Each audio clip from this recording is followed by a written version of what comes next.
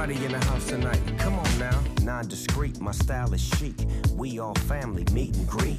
Stand up, don't recline your seats, cause I'm about to take you behind the beats. Écoute ça, le grunge a forgé mon identité. Waouh, on dirait que Tame Impala a un faible pour les 90s. C'est clair, Tame Impala doit beaucoup au grunge. Et à une bande de mecs de Seattle aux cheveux sales et aux chemises de bûcheron. Très drôle. Bon, c'est vrai qu'ils portaient souvent des chemises de bûcheron, mais il n'y avait pas que des mecs. Un des plus grands groupes de grunge s'appelle les L7, avec 4 filles déjantées. Et pitié, ne viens pas me parler de girls band. Ok, bien reçu, balance le son. Donita Sparks, elle est née à Chicago. Elle grandit l'oreille collée à sa radio, à écouter du R&B et de la pop.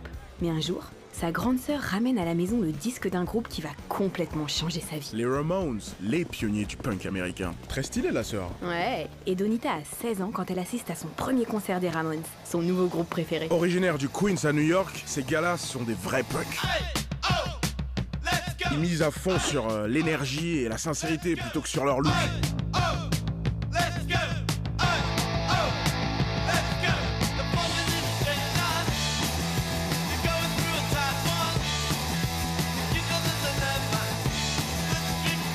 Et en plus, ils ont des paroles à mourir de rire. C'est du rock fait par des jeunes pour les jeunes. Et Donita est complètement fan. Ouais, pour beaucoup de jeunes qui font du punk, ce qui compte d'abord c'est l'attitude. Maîtriser leur instrument, c'est pas vraiment la priorité. C'est clair, on verra ça quand on aura 30 ans. À 19 ans, Donita tourne en rond. Elle rêve d'un nouveau monde, d'une nouvelle vie. Alors elle part s'installer dans la cité des rêves, à Los Angeles. Ah, le début des années 80 à LA. C'est la grande époque du glam metal. C'est le truc à la mode, du rock bien léché, parfaitement calibré pour passer en radio. Des refrains catchy, des scénos de dingue, des batteurs la tête en bas, des solos de guitare interminables. Et des cheveux. Beaucoup de cheveux. Quoi? C'est quoi cette histoire de cheveux? Bah j'invente rien, c'est pas par hasard qu'ils ont appelé ça le air metal.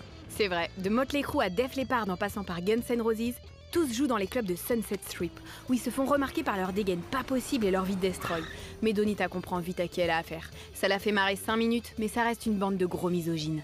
Hey chérie, comment ça va? Ça te dirait de porter ma guitare? Donita leur dit où ils peuvent se la mettre, et c'est là où elle rencontre des gens beaucoup plus stylés. Eh meuf, tu veux que je te dépose quelque part? À commencer par Suzy Gardner. Suzy est plutôt branchée hard rock, alors que Donita est fan de punk. Mais ça les empêche pas de jouer ensemble, dans l'espoir de devenir un jour un grand groupe de rock. Ok, on va faire du hard rock, mais avec une mentalité punk. Elles se lancent sur les traces d'une de leurs idoles, Joan Jett.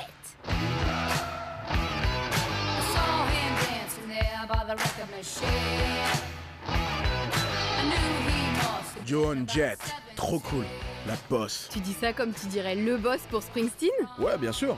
J'adore. Joan Jett fait du hard rock pur et dur, avec une attitude qui force le respect.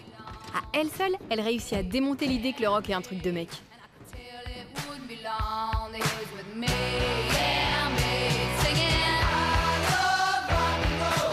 Elle devient un exemple à suivre pour toutes les filles qui veulent faire du rock, sans que ce soit un rock de filles. Sans paillettes, ni poudre aux yeux. Son méga tube I Love Rock and Roll est simple, avec un son hard et un riff parmi les plus cultes de l'histoire du rock. C'est de la bombe. Donita et Suzy appellent leur groupe L7. Et après avoir essayé de nombreux musiciens et musiciennes, la bassiste Jennifer Finch et la batteuse Demetra Dee Placas rejoignent le groupe. Plus au nord, loin de la scène glam rock de Los Angeles, les membres de L7 vont se trouver une nouvelle famille à Seattle et un nouveau label, Sub Pop. Mais alors, si elles sont à Seattle, la capitale du grunge, elles ont dû rencontrer... Et ouais, Nirvana, le groupe grunge mythique de l'époque. Avec le légendaire Kurt Cobain, les Nirvana sont à des années-lumière des rockers superficiels et machos de LA. Ils sont de grands fans de leur nouvelle copine de label. Les L7 vont vite faire partie de la scène de Seattle. Leur musique a un son hard et heavy, avec en plus la vitalité, l'énergie et la sincérité du punk. Les L7 et Nirvana tournent ensemble et produisent un rock alternatif simple, puissant et émouvant, le grunge. Ça enterre le air metal direct. Chacun ses goûts.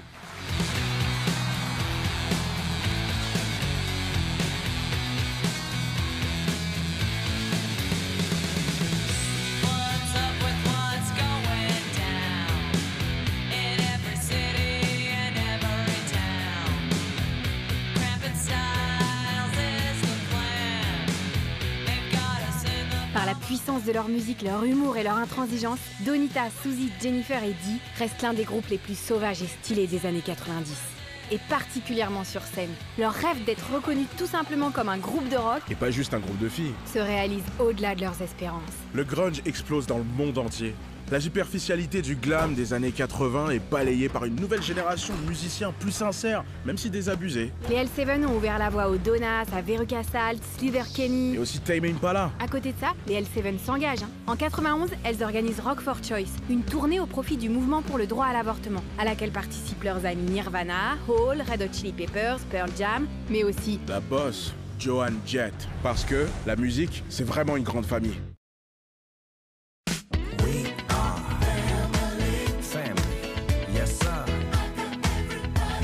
Everybody in the house tonight. Come on now. Non-discreet, my style is chic. We all family, meet and greet.